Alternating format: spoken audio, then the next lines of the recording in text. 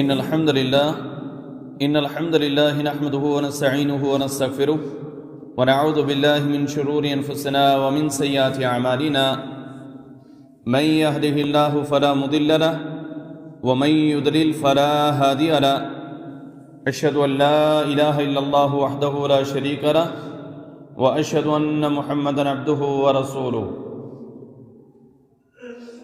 أعوذ بالله السميع العليم من الشيطان الرجيم. يا أيها الذين آمنوا اتقوا الله حق تقاته ولا تموتن إلا وأنتم مسلمون.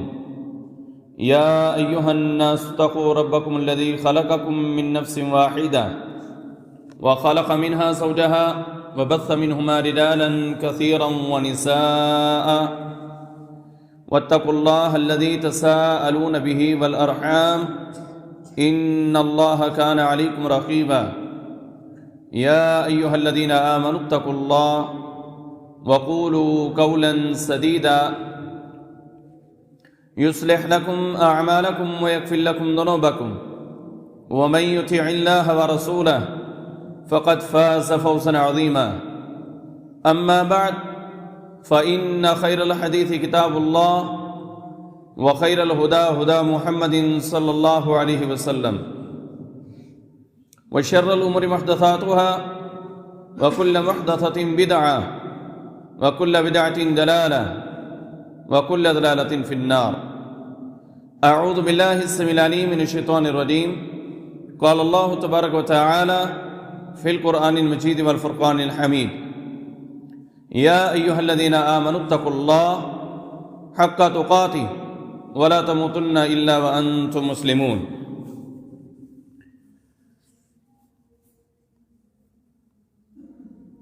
حمد و ثنا، تعریفات، تحمیدات، تمجیدات، تسبیحات، کبریائی، بزرگی، بڑائی اللہ مالک العلام ذوالجلال والاکرام کی ذات اقدس کے لیے خاص ہیں، جو کل کائنات کا خالق، مالک، رازق، مشکل کشا، حاجت روا، روزی رسا، بگڑیاں بنانے والا، یخلق ما یشاء، جو چاہتا ہے پیدا کرتا ہے، یہب لمن یشاء اناثا، وہ مالک الملک، جس سے چاہتا ہے بیٹیاں عطا کرتا ہے، وَيَهَبُ لِمَن يَشَاءُ الذُّكُورَ، وہ مالک الملک جس سے چاہتا ہے بیٹے عطا کرتا ہے، اَوْ يُزَوِّجُهُمْ ذُكْرَانًا وَإِنَاثًا، وہ مالک الملک جس سے چاہتا ہے بیٹے اور بیٹیاں عطا کرتا ہے، وَيَجْعَلُ مَن يَشَاءُ عَقِيمًا، وہ مالک الملک جو دینے پر قادر ہے، کسی کو کچھ بھی نہ دے، بانجھ کر دے، اسے کوئی پوچھنے والا نہیں. بے شمار درود و سلام امام الانبیاء، امام رسول، خاتم الانبیاء، خاتم الرسول، امام القبلتین، سید الثقلین، جد الحسنین، امام الہدا، خیر الورا، بدر الدجا، شمس الضحیٰ، آپ کی اور میرے رہبر، رہنما، پیشوا، مقتدا جناب محمد الرسول اللہ صلی اللہ علیہ وآلہ وصحبہ وسلم کے لیے. احباب گرامی، اس بات سے آپ بخوبی واقف ہیں کہ مسلسل خطبات جمعۃ المبارک میں اللہ کے نبی صلی اللہ علیہ وسلم کا بیان کردہ خطبہ، اس کے اوپر میں بیان کر رہا ہوں، آپ کے سامنے چند گزارشات رکھتا ہوں. آج بھی انشاءاللہ اسی حوالہ سے گفتگو کروں گا. اللہ رب العالمین سے دعا ہے اللہ ذوالجلال قرآن و حدیث کے مطابق بیان کرنے کی اور عمل کرنے کی توفیق عطا فرمائے. نبی علیہ الصلوۃ والسلام جب خطبہ ارشاد فرمایا کرتے تھے، وہ جمعہ کا خطبہ ہو، یہ نکاح مسنونہ ہو، اس کے اوپر خطبہ ہو، تو اس خطبہ میں اللہ کے نبی صلی اللہ علیہ وسلم چند آیات کریمہ وہ بھی تلاوت کیا کرتے تھے.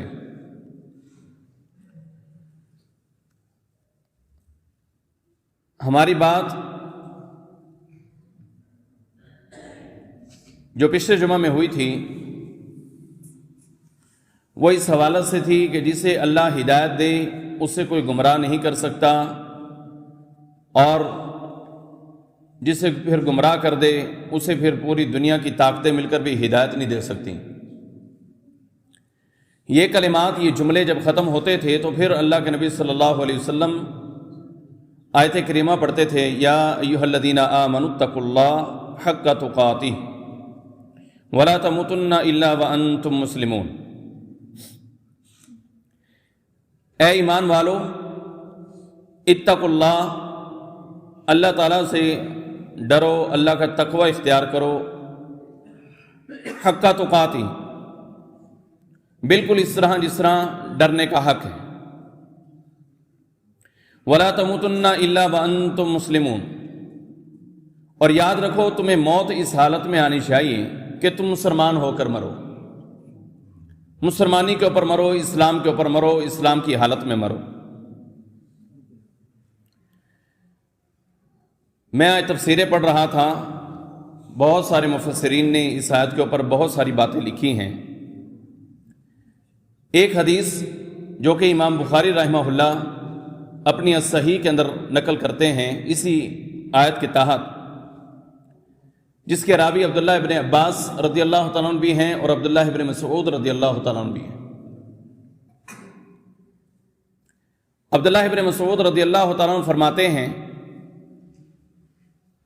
کہ اس آیت کا مطلب یہ ہے، اتقوا اللہ حق تقاتہ، کہ اللہ سے اس طرح سے ڈرو جس طرح ڈرنے کا حق ہے۔ اس کا مطلب یہ ہے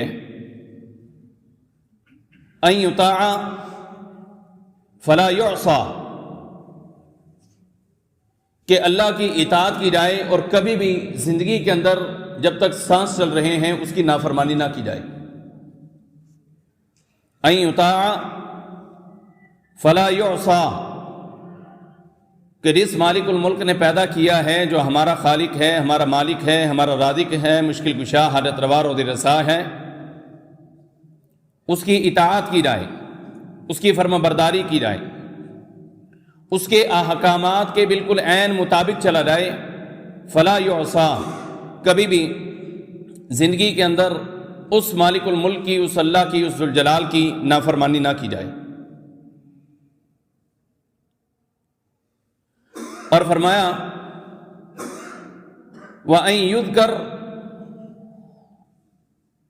فَلَا يُنْسَى، اس کا معنی ایک یہ بھی ہے کہ ہر لمحہ، ہر آن میں، ہر شان میں، ہر لمحے میں، ہر منٹ میں، ہر سیکنڈ میں اللہ کا نام لیا جائے، کبھی اس مالک کو بھلایا نہ جائے۔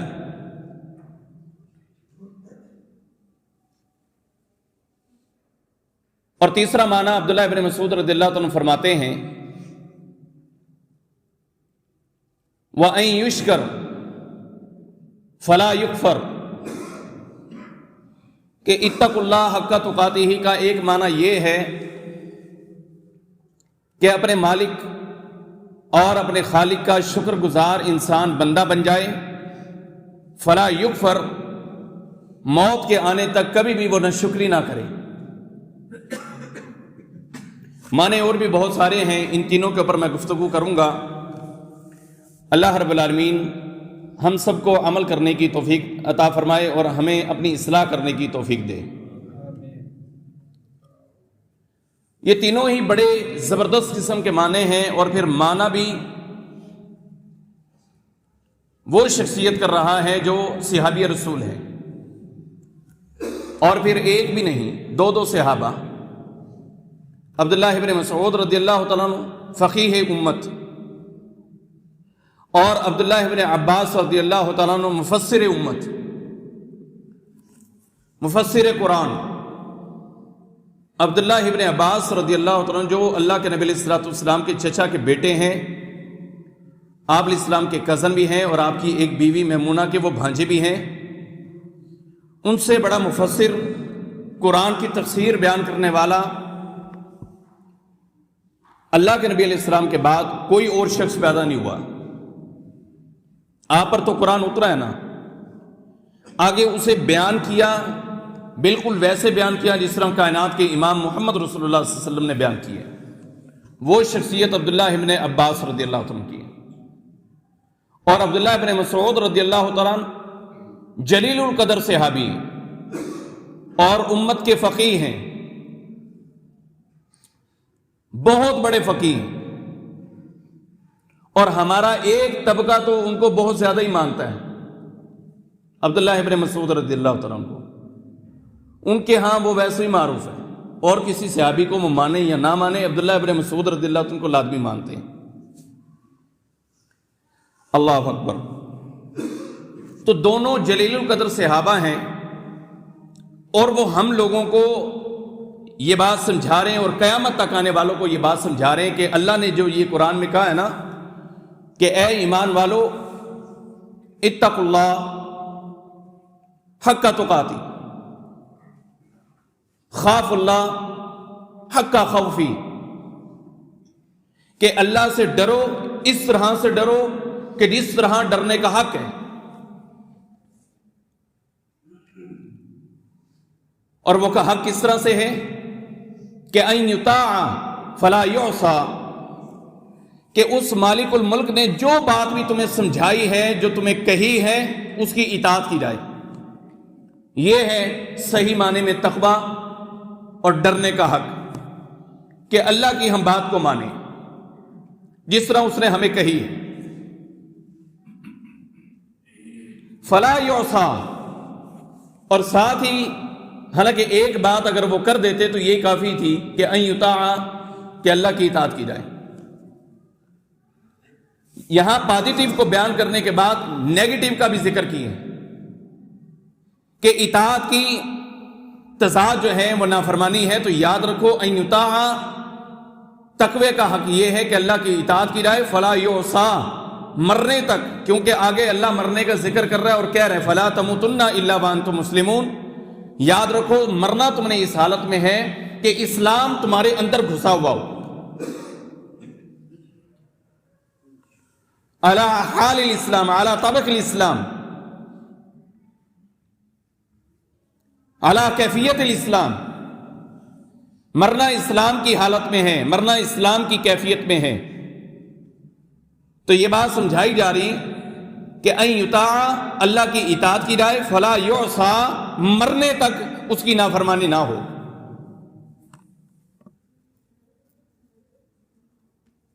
نافرمانی نہیں کرنا،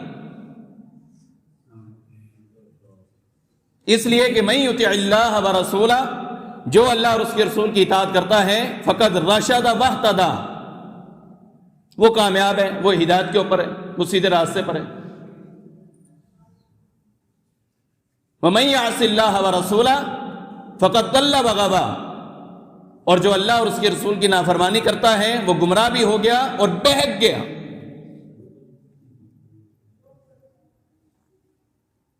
اللہ کی اطاعت اور بے شمار آیات کریمہ اللہ رب العالمین نے اللہ کی اطاعت کے اوپر بیان فرمائی ہے۔ اللہ کہہ رہے جگہ جگہ پر یا ایھا الذین آمنوا اطیعوا اللہ واطیعوا الرسول، اطیعوا اللہ واطیعوا الرسول، اطیعوا اللہ واطیعوا الرسول، اللہ اور اس کے رسول کی اطاعت کریں۔ اصل تقویٰ یہ ہے کہ جو اللہ نے ہمیں کہا ہے ہم وہ کریں۔ اتقوا اللہ حق تقاتی، اللہ سے ڈرو اس طرح سے جس طرح ڈرنے کا حق ہے۔ اور وہ حق اسی طرح سے ہے کہ جو فرامین اللہ کے ہیں، جو اوامر اللہ کے ہیں، ان پر ہم عمل پیرا ہو جائیں، اور جو نواہی ہے جس سے منع کیے اس عمل کو نہ کریں۔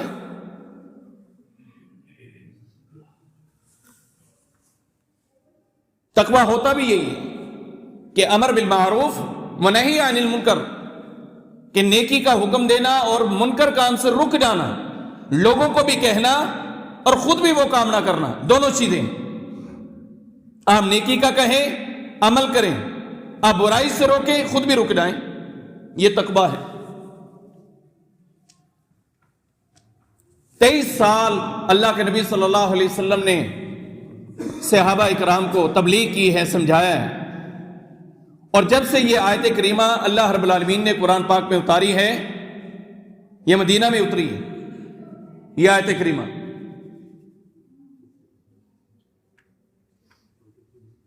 یہ مدینہ میں اتری تھی، اور اس کی بھی تفسیر میں وہ اوس اور خزرج کی لڑائی تھی.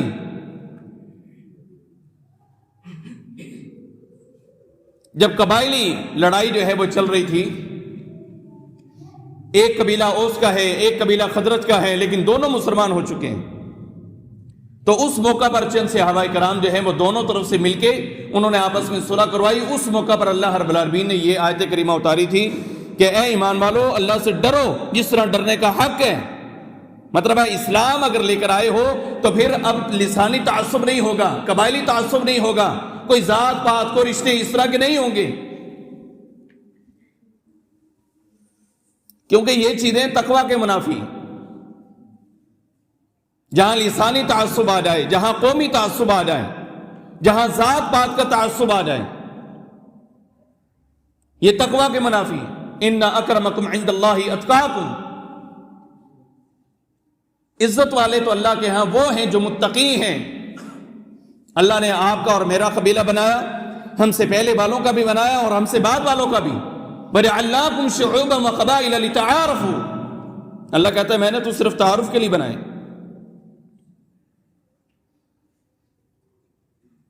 کوئی سید ہاشمی ہے، کوئی سید قریشی ہے، لوگوں کے مختلف قبائل ہیں، کوئی شیخ ہیں، کوئی ارائی ہیں، کوئی جٹ فیملی سے ہیں، اور پھر ان کے آگے گوتے ہیں.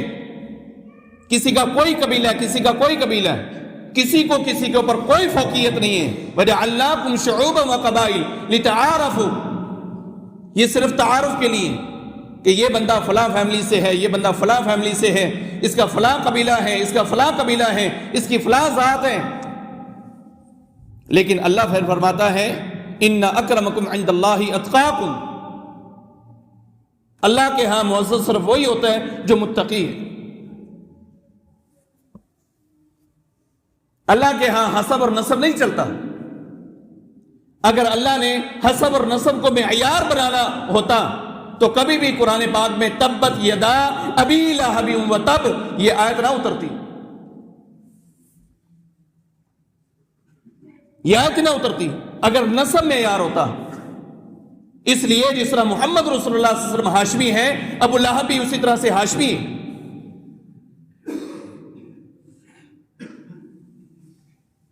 وہ بھی ہاشمی ہے. اللہ کبھی بھی یہ نہ کہتا کہ تبت یدا ابی لہب وتب، ابو لہب کی بربادی کا اعلان مالک الملک نے 30ویں پارے سورہ لہب کے اندر کر دیا. لہذا یہ باتیں سمجھنے سے ہمیں یہ ذہن میں آتا ہے کہ نسب حسب یہ اللہ کے ہاں کوئی معیار نہیں ہے. اور پھر اگر حسب نسب ہی معیار ہوتا تو پھر بلال حبشی رضی اللہ عنہ صحیح بخاری کے اندر ہے، اللہ کے نبی علیہ الصلوۃ والسلام چل رہے ہیں، فرشتہ آپ کے ساتھ چل رہا ہے، جنت کی سیر ہو رہی، لیکن اللہ کے نبی فرماتے ہیں کہ بتلاؤ جبریل یہ آپ اور میں چل رہے ہیں لیکن ہمارے چلنے کے ساتھ ساتھ کسی اور کے چلنے کی آواز بھی آتی، یہ کس کی آتی؟ اور وہ کیا فرماتے ہیں؟ آپ کا اپنا ایک صحابی ہے بلال رضی اللہ تعالیٰ عنہ، یہ اس کی چپلیوں کی آہٹ کی آواز ہے. وہ چل تو مدینہ کی پتریلی سرزمین کے اوپر ہے لیکن آواز جنت سے آتی. بڑے بڑے ہونٹ ہیں، بڑا ناک ہے، چھوٹی آنکھیں، حبشے سے تعلق ہے. بلال حبشی رضی اللہ تعالیٰ عنہ موجودہ دور کا ایتھوپیا. اور بھی ان لوگوں کو دیکھ لو کہ ان کی کیا کیفیت ہے، کیسے ہیں وہ لوگ. چونکہ اللہ کے ہاں یہ خوبصورتی اور حسب نسب چونکہ معیار نہیں تھا تو ان کی چپلیوں کی آہٹ جو ہے وہ جنت سے آتی. تو اللہ کے ہاں حسب و نسب کا معیار نہیں تھا تو ابو لہب کے بارے میں کہہ دیا کہ یہ تباہ و برباد ہو جائے. اور کہتا بھی کون ہے؟ مالک الملک کہتا ہے، حالانکہ وہ اللہ کے نبی کو کہہ رہے ہیں تب اللہ کا یا محمد الہذا جمعتنا. وہ اللہ کے نبی علیہ السلام کو بد دعا دے رہے ہیں، چچا ہے، بد دعا دے رہے ہیں. اللہ کے نبی علیہ السلام نے جواب نہیں دیا، اس لیے کہ نبی کا جو رب ہے اس نے پھر جواب دیا تبت یدا ابی لہب وتب.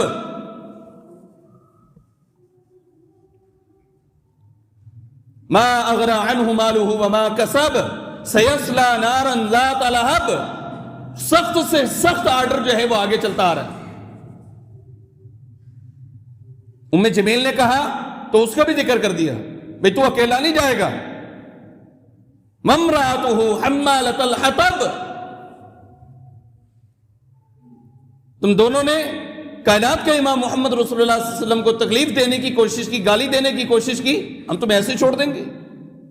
دونوں ہی اندر.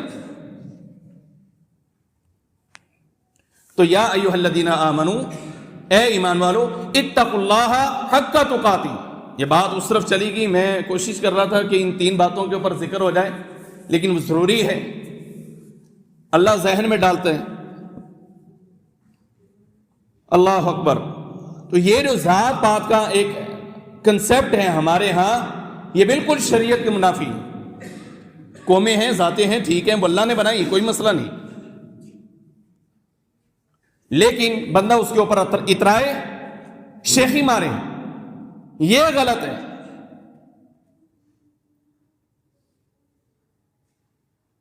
اللہ کے نبی علیہ السلام کی ایک حدیث ہے، آپ فرماتے ہیں کہ 4 کام میری امت میں جاہلیت میں سے آئیں گے، کنورٹ ہوں گے، شفٹ ہوں گے.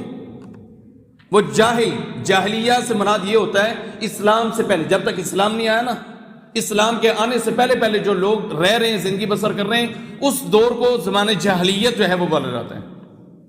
اسلام آیا کس لیے؟ وہ ساری چیزیں مٹانے کے لیے. لیکن اللہ کے نبی فرماتے ہیں میری امت میں جاہلیت میں سے 4 کام جو ہیں وہ آ جائیں گے. اور پھر اللہ کے نبی علیہ السلام یہ بھی فرما رہے لا یترکونہن، میری امت کے لوگ یہ 4 کام چھوڑیں گے ہی نہیں. پہلا کام کیا ہے؟ میرے موضوع کے حوالہ سے، ورنہ 4 میں ذکر کرتا، پھر انشاءاللہ موقع ملے گا پوری حدیث کے اوپر ہی گفتگو ہوگی. الفخر فی الاحساب والطعن فی الانساب، حسب کے اوپر فخر ہوگا، میرا فلاں تعلق ہے جی، میرا فلاں قبیلہ ہے جی، میں فلاں ہوں، ہم ہاشمی ہیں جی، ہم قریشی ہیں، ہم فلاں ہیں، ہم فلاں ہیں.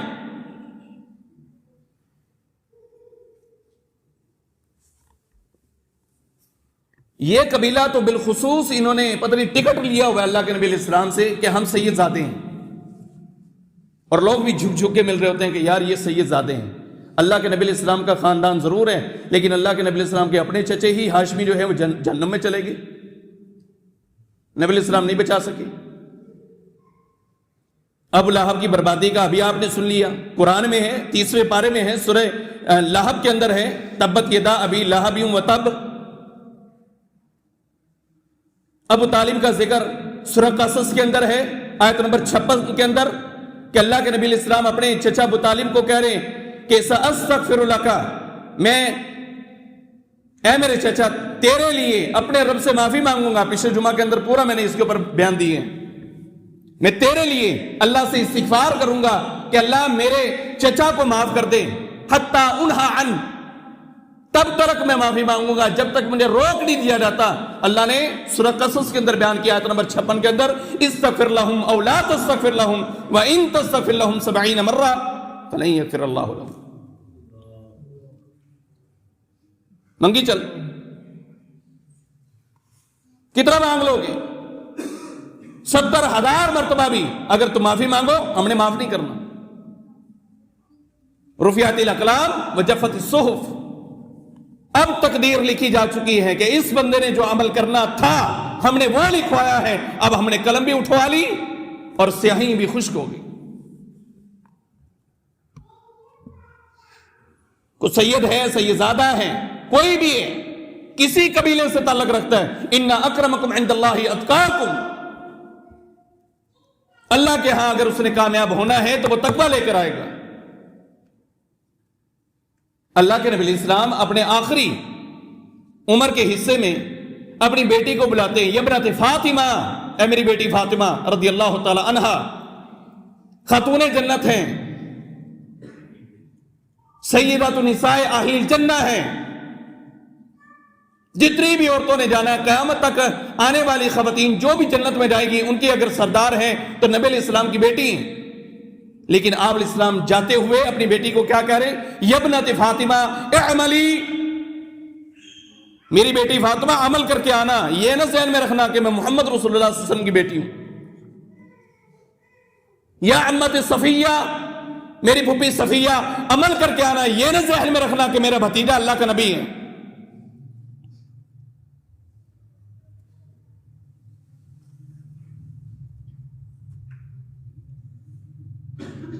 وہ ہاؤ کا عالم ہے، وہ قیامت کا دن ہے کہ جس میں سارے انبیاء اس حالت میں کھڑے ہوں گے کہ وہ بھی اس امت کو کہیں گے، اپنے والی امت کو بھی کہیں گے، ہمیں بھی کہیں گے کہ نہیں بھائی ہم تمہاری سفارش نہیں کر سکتے۔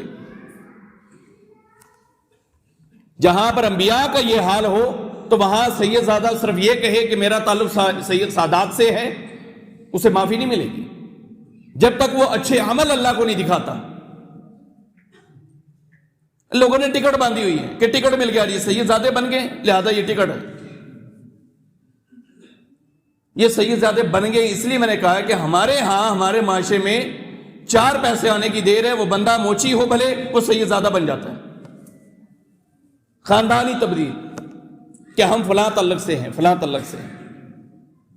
من ادعا، آج حدیث سن لو، صحیح بخاری کی حدیث ہے، من ادعا الی غیر ابیہ فحرام علیہ الجنہ۔ اللہ کے نبی الاسلام نے فرمایا کہ اپنے باپ کو چھوڑ کر اگر کسی نے یہ دعویٰ کیا کہ میرا فلاں باپ ہے، اس سے مراد کیا ہے؟ باپ سے قوم ہے، نسبت ہے، ذات ہے، پات ہے۔ اگر کسی نے دعویٰ کر دیا الی غیر ابیہ، اپنے باپ کے علاوہ باپ کی طرف یعنی اپنی قوم کو تبدیل کیا، اپنی ذات کو تبدیل کیا، فحرام علیہ الجنہ، وہ بندہ ذہن میں رکھ لے کہ جنت اس کے اوپر حرام ہے۔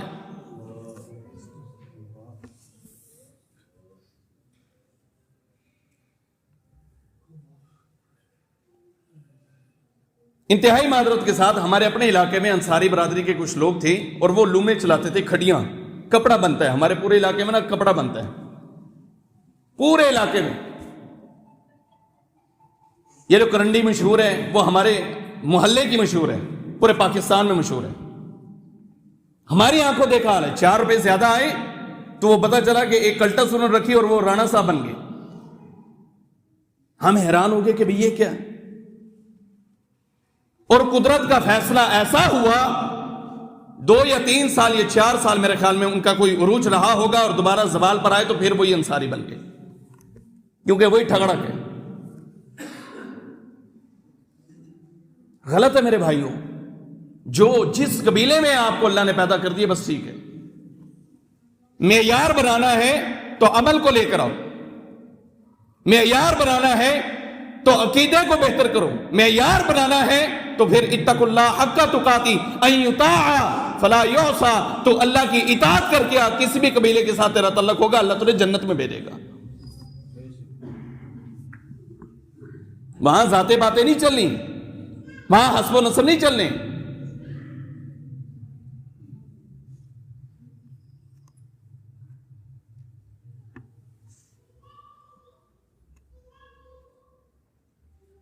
من بطا به عمل فلم يسرع به نسب، اور یہ حدیث بھی یہ سمجھنے کے لیے کافی ہے کہ من بطا به عمل، کہ جس بندے کے اپنے عمل نے اس کو پیچھے دھکیل دیا اس کا نسب کوئی بھی ہے وہ نسب نہیں بچا سکتا۔ یہ کس نے کہا ہے؟ کائنات کے امام محمد رسول اللہ صلی اللہ علیہ وسلم نے کہا ہے۔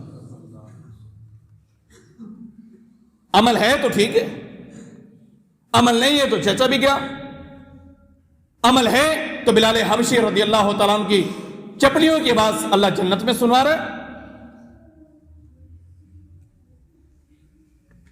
عمل ہے تو وہ صحابہ ہیں کہ احد کا میدان ہے، شہید ہوئے، کفن دینے ایک چادر ہے، فلما غطینا راسا بدت رجلاه، اگر ہم سر ڈھانپتے ہیں تو پاؤں ننگے ہو جاتے ہیں، پاؤں ڈھانپتے ہیں تو سر ننگا ہو جاتا ہے۔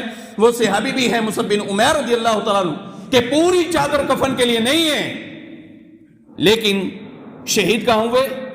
احد میں، اور احد والوں کے بارے میں اعلان، اور پھر اللہ کے نبی علیہ السلام کی دعا، شہادت پانے والے صحابی، اور اول داعٍ فی الاسلام، سب سے پہلے دعوت دینے والا اللہ کے نبی کے بعد اگر کوئی نکلا ہے تو وہ مصعب بن عمیر رضی اللہ تعالیٰ تھے۔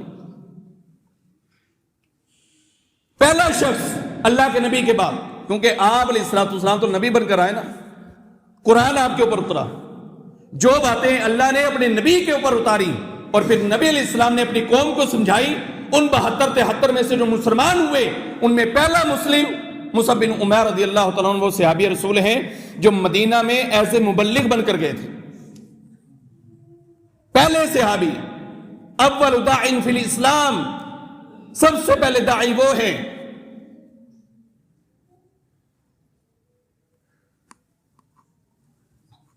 تو احباب یہ ذات پات کچھ بھی نہیں ہے اور تقوی کی منافی ہے۔ تو بہرکیف میں اپنی بات کی طرف دوبارہ آتا ہوں، ٹائم اسی بات میں گزر گیا۔ اللہ اکبر۔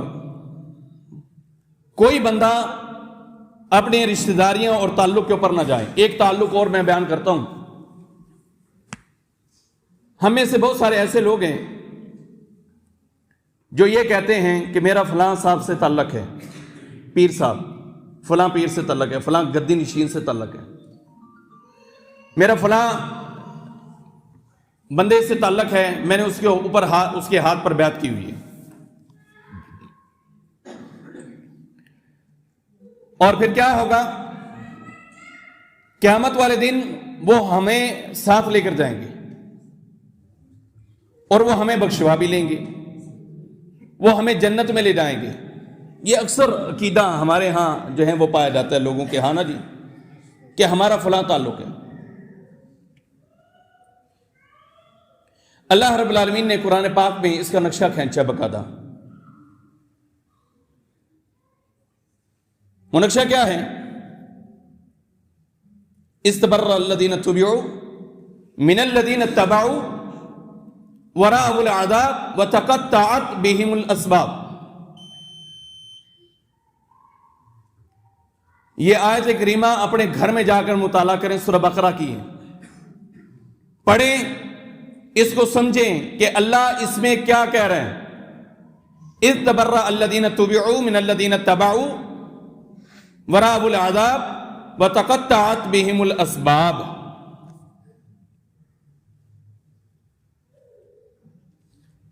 پیر فقیر جب اپنے مریدوں سے اعلان برات کریں گے، علیحدہ ہوں گے،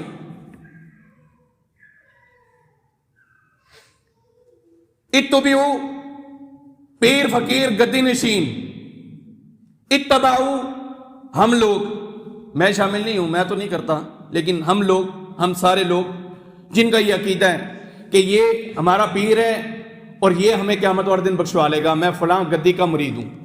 ہمارے ہاں جس طرح گدیاں مشہور ہیں، امام بری مشہور ہے، گولڑا مشہور ہے، بلاوڑا مشہور ہے، لاہور والے مشہور ہیں، ملتانی ہمارے شہر کے جناب زکریہ مشہور ہیں، شاہ رخ عالم مشہور ہیں۔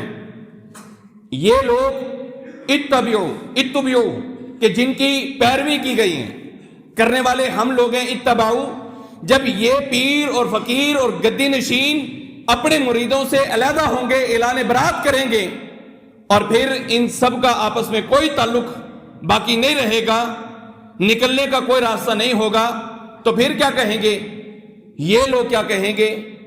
لو ان لنا کرۃ فنتبرأ منہم کما تبرؤوا منا۔ آج قیامت کا دن ہے، پیر فقیر علیحدہ ہوئے بیٹھے ہیں، مرید علیحدہ، پیر فقیر مریدوں کو جانتے نہیں۔ یہ قرآن کی تفسیر آپ پڑھ سکتے ہیں جا کے، پیر مرید جا کر جناب ان اپنے مریدوں سے علیحدہ ہو چکے ہیں۔ تو اب قیامت کا دن آ چکا ہے، اور قیامت والے دن جب انہوں نے دیکھا مریدوں نے کہ ہم تو سارے پھنس گئے ہیں، تو اللہ کو ایک بات یہ کہنے لگے ہیں، اب یہ اللہ کو ایک بات کہنے لگے ہیں۔ وہ بات کیا ہے؟ اگلی آیت میں اللہ نے اس کا ذکر کیا ہے۔ وہ کہیں گے لو ان لنا کرۃ فنتبرأ منہم کما تبرؤوا منا۔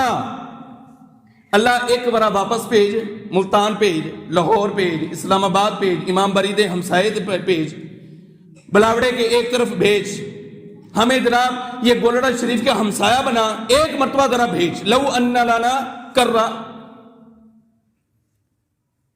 کیا کرو گے؟ فنتبرأ منہم کما تبرؤوا منا۔ آج جس طرح بلاوڑے نے کہا کہ میں ان کو نہیں جانتا، گولڑے نے کہا میں نہیں جانتا، بری نے کہا میں نہیں جانتا، دربار لاہور والے نے کہا میں نہیں جانتا، اللہ جس طرح انہوں نے آج ہمیں بالکل چھانٹا دکھا دیا نا،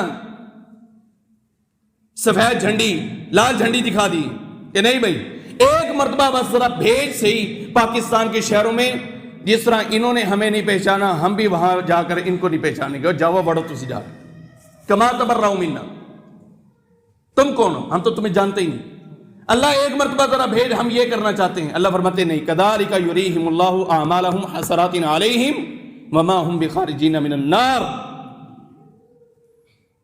دنیا میں عقل دی تھی, شعور دیا تھا, فہم تھی, فراست تھی, 3 پیس تو پہنتا تھا, ٹائی بڑی خوبصورت لگاتا تھا, بڑے جناب بہترین قسم کے شوز تو پہنتا تھا, بوٹ پہنتا تھا, کوالیفیکیشن تیری تھی, اسکول میں تو گیا, کالج میں تو گیا, یونیورسٹی کے اندر گیا, تو نے پی ایچ ڈی کی, تو نے ماسٹر انگلش میں کیا, تو نے میتھمیٹکس میں کیا, عقل شعور سارا کچھ تھا, مال دولت پیسہ تو کماتا تھا. اس وقت میں نے تجھے عقل دی تھی. آج تو آ کر کہہ رہا ہے کہ اللہ تم نے ایک بار بھیج, میں بھی ایویں اللہ تعالیٰ مانگا, نکل جاؤ. کذالک یریہم اللہ اعمالہم حسرات علیہم, تمہارے ماتھے کے اوپر ہم تمہارے عمل دے ماریں گے, جہنم میں پھینکیں گے اور کوئی نکلنے والا نہیں ہوگا. تمہیں شعور نہیں دیا بھئی, اللہ نے اگر اولاد نہیں دی تو اللہ سے تعلق کو قائم رکھ. تو جھنگ کے دربار میں جا کر کھڑا ہوتا ہے کہ بیر گرے گا تو لڑکا ہو جائے گا, اور اگر پتا گرے گا تو بیٹی ہوگی. ایسا بد نصیب, ایسی بد عقلی, ایسی بے عقلی. اس وقت تجھے شعور نہیں تھا؟ تجھے کیا علماء نے آ کر سمجھایا نہیں تھا کہ اللہ کے علاوہ کوئی داتا, کوئی الہ, کوئی مشکل کشا, کوئی حاجت روا, کوئی بیٹے دینے والا, کوئی بیٹیاں دینے والا اللہ کے علاوہ ہے ہی نہیں؟ کیا تجھے یہ بات نہیں سمجھائی تھی؟ اب تمہاری ہم نہیں سنیں گے. اب قیامت کے دن چونکہ فیصلے کا دن ہے, اب لہذا تم سارے کے سارے جاؤ. تو یہ جو ایک نسب ہے جو ہم یہ سمجھتے ہیں کہ ہم نے فلاں پیر کا جو ہے نا وہ لڑ پکڑا ہوا ہے, اور وہ قیامت کے دن وہ جناب ہمیں بخشوا لے گا, وہ اس نے ہمارا ذمہ اٹھا لی ہے. تو نہیں بھائی, لا تزر وازرۃ وزر اخری. اللہ کہتا ہے کہ اس دن کوئی ایک بھی بندہ کسی ایک کا بوجھ نہیں اٹھا سکتا, کوئی کسی کا بوجھ نہیں اٹھائے گا. اللہ تزر وازرۃ وزر اخری مختلف جگہ پر اللہ نے مختلف الفاظ کے ساتھ سمجھایا ہے کہ کوئی کسی کا بوجھ وہاں پر نہیں اٹھائے گا. لا تجزی نفس عن نفس شیئا, کوئی کسی کے کام نہیں آ سکتا. بھائی وہ قیامت کے دن ہر ایک نے اپنا جواب دینے, ہر ایک نے اپنا جواب دینے. تو عقل, شعور, سینس, سمجھ یہ بھی کوئی چیز ہے. بندہ اس کے مطابق چلے, اللہ کے سامنے جھکے. کسی کے سامنے جھکنے کا کیا فائدہ؟ روٹی نہیں ملتی, آئے مسجد میں آ کر جھک رہا ہے کہ یار مسجد میں نہیں جھکنا, اپنے گھر کے کمرے میں جھک جاؤ, اللہ سے معافی کو مانگو اور درود پڑھو, استغفار کرو. میرا مالک تو دے رہا ہے, وہ دینے پر قادر ہے, وہ تھوڑا تجھے ازماتا ضرور ہے, نہ دے کے ازماتا ہے, لیکن تو تعلق کو قائم تو رکھ, تجھے بھوکا نہیں رہنے دے گا. اتنے بد یقین ہم اللہ کے معاملے میں ہو گئے. اور آخری بات کرتا ہوں, دوبارہ یہیں سے بات شروع کروں گا. تنتابی انہوں نے لکھا ہے تفسیر کے اندر اسی آیت کی تفسیر میں کہ اتقوا اللہ حق تقاتی کا ایک معنی یہ ہے کہ انا عند ظن عبدی بی, انا عند ظن عبدی بی, میں اپنے بندے کے گمان کے مطابق ہوں. مطلب یہ نکلتا ہے جو تقوی ہے نا, تقوی وہ ایک یہ بھی ہے کہ ہم اللہ کے متعلق گمان اچھا جو ہے وہ بنا لیں. اللہ کے متعلق گمان اچھا, جب اللہ کے متعلق ہمارا گمان ہی اچھا نہیں ہوتا تو پھر کیا نقصان ہوتا ہے؟ پھر وہی نقصان ہوتا ہے کہ ہم درباروں کے پھر چکر لگاتے ہیں. لہذا اپنے گمان کو بھی اچھا بنائیں اللہ کے متعلق کہ اللہ تو ہی ہے, تیرے علاوہ تو کوئی ہے نہیں, تیرے علاوہ تو ہم نے مانگنا ہی نہیں, ہاتھ پھیلانا ہی نہیں, جھکنا ہی نہیں کسی کے سامنے, اللہ بس تیرے سامنے ہے. اور جس طرح کا تو ذہن اللہ کے متعلق رکھے گا تو اللہ کو ویسے پائے گا. یہ بھی ایک تقویٰ ہے. یہیں سے بات کو شروع کروں گا, اگلے جمعہ میں انشاءاللہ اگر اللہ نے توفیق دی. اللہ رب العالمین سے دعا ہے اللہ ہمیں عمل کرنے کی, سمجھنے کی توفیق عطا فرمائے.